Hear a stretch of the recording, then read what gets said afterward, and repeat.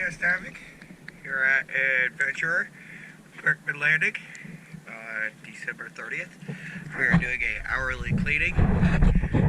We're told to do at least 1 hour of cleaning. We have 2 divers.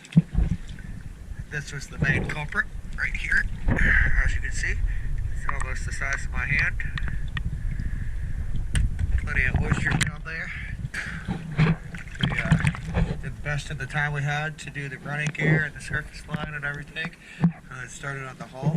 Just going to take a look at what she looks like.